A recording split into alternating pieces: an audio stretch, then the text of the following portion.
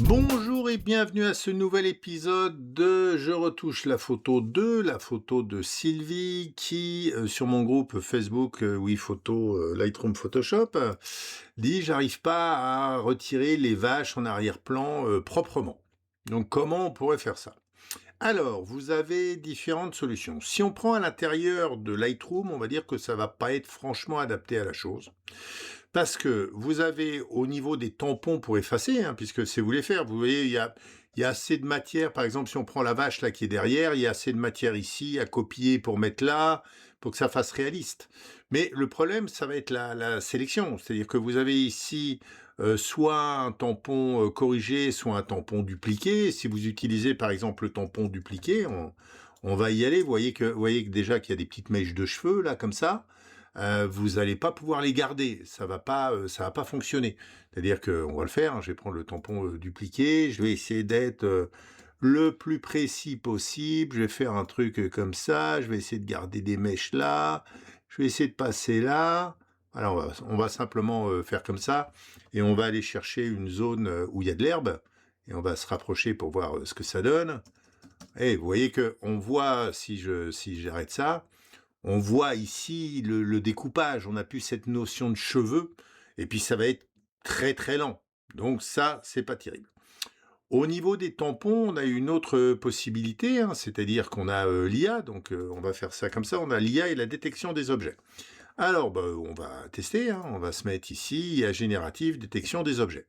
Donc je lui demande de détecter tout ce qu'il y a derrière, donc je vais partir comme ça, je vais partir comme ça, je vais aller là, très bien, ça j'en veux pas, celle qui est derrière, ok, là ici je fais comme ça, je fais comme ça, je fais comme ça, je fais comme ça ensuite j'en veux pas par là, là je dirais je vais y aller à la grosse pour qu'il détecte tout ça, celle-là j'en veux pas non plus, je reviens là, celle-là j'en veux pas non plus, et celle derrière, j'en veux pas.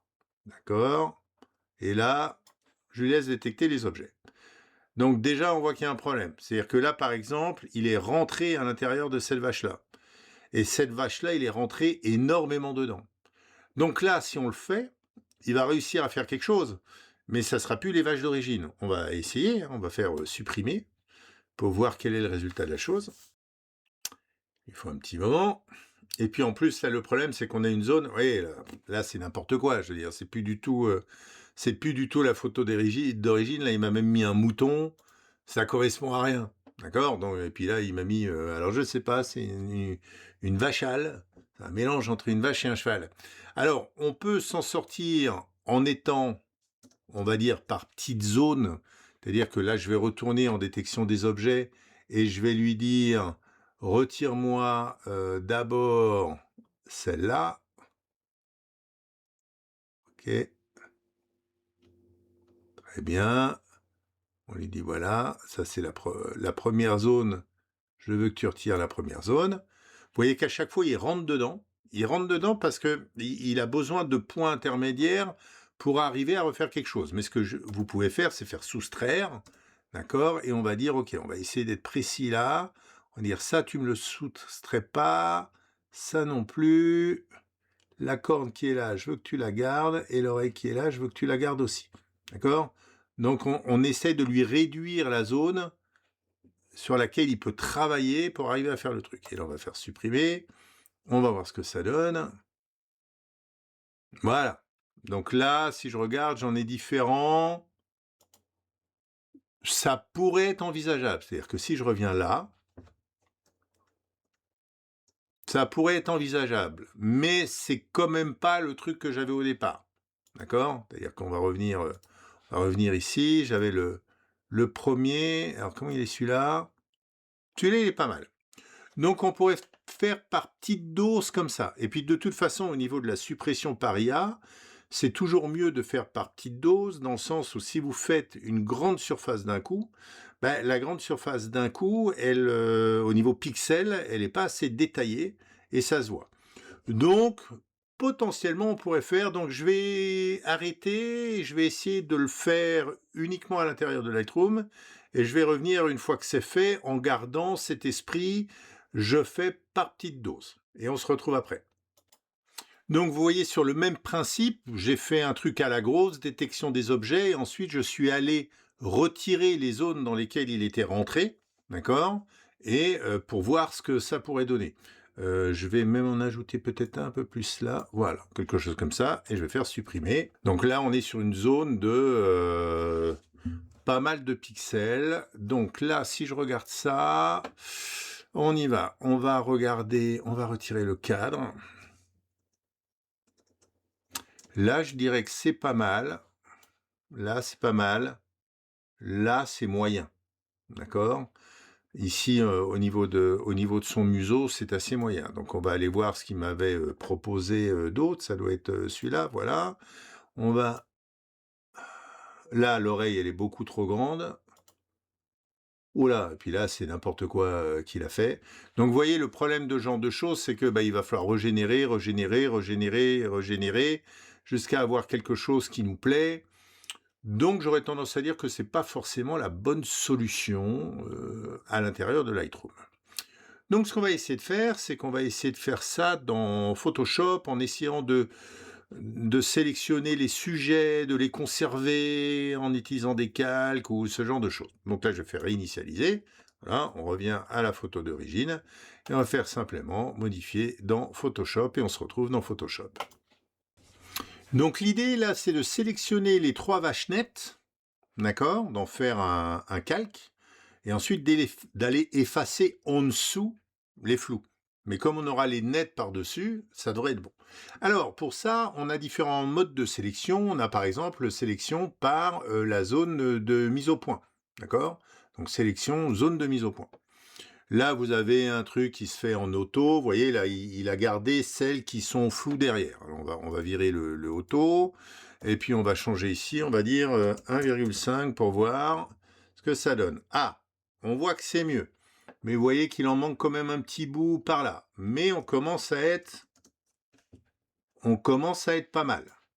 Ouais, 1,5, il nous manque quand même la partie qui est ici. D'accord? Celle-là, elle reste là. On n'arrive pas à s'en sortir. Si je mets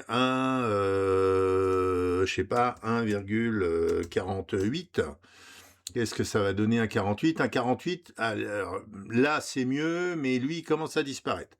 Donc on voit que c'est pas forcément évident. On va pouvoir le faire, mais il va falloir quand même terminer à la main, régler ça. Est-ce qu'il y aurait plus simple? Dans Photoshop, vous avez une fonction depuis pas mal de temps qui vous permet de sélectionner tous les objets d'une image. D'accord? Donc si on va là, on est là, outil de sélection d'objets. J'ai fait un clic droit là-dessus, outil de sélection d'objets. Bien, donc on va faire ça. Et là, il a analysé votre image et il vous dit les objets qu'il y a. Donc vous pouvez cliquer dessus, vous voyez qu'il a trouvé les vaches nettes, les vaches floues. Donc je vais dire, ça je le prends, ça je le prends, ça je le prends. Donc j'ai pris ces 3-là. Ensuite, ça je vais faire quelque part copier. Donc là, je viens de préserver les 3 éléments qui sont nets.